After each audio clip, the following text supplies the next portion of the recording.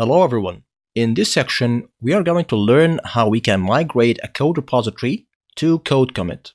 This is an introduction to this section. So let's start by the important question, why choose CodeCommit as a code repository for your code? First, it provides easy integration with other AWS services like Code Pipeline, Code Deploy, and Code Build. Also, it provides repositories that are private by default. For anyone to access your repository, they will need a username and password or an SSH key pair. Finally, you can use AWS IAM that you are already familiar with to authorize people to your code repository. So, what are we going to cover in this section? First, we are going to create a CodeCommit repository. Then, we are going to migrate a sample application from an existing code repository, perhaps on another code repository like GitHub or Bitbucket. We're going to move the entire repository to AWS CodeCommit. Finally, we are going to validate our work by ensuring that all branches have been successfully migrated. In this video, we are going to learn how to create a private code repository on AWS CodeCommit.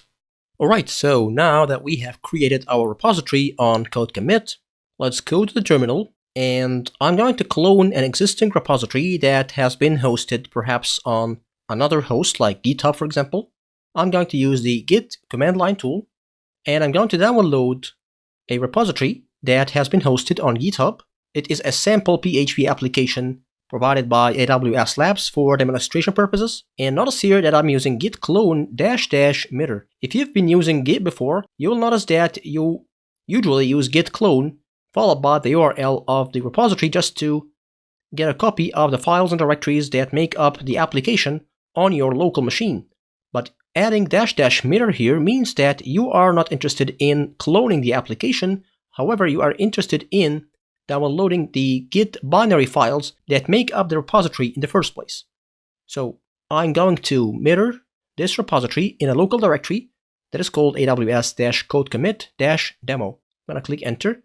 Notice here the message saying cloning into bare repository. This means that, as we just mentioned, it is going to mirror the Git repository itself, not the files of the application. So if I get inside the directory, I'm going to see that I have the binary files of Git and the configuration files. No PHP files, no index files. It's just the bare bones repository.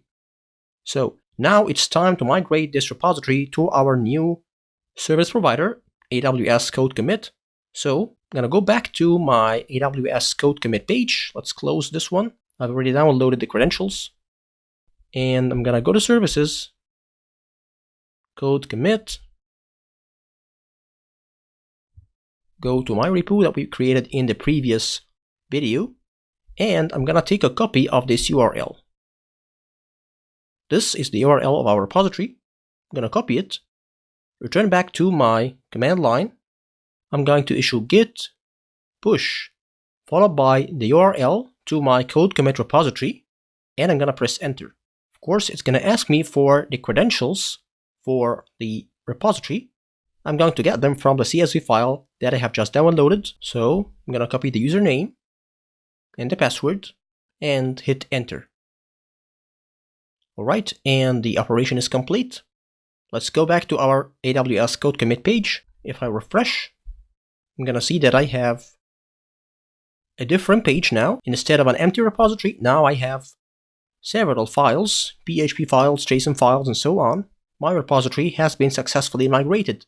And if you want to confirm, let's open a new tab here, and let's visit the GitHub repository that hosted this PHP application. Let's have a quick look at the files in here. And as you can see, they are exactly the same. So, congratulations.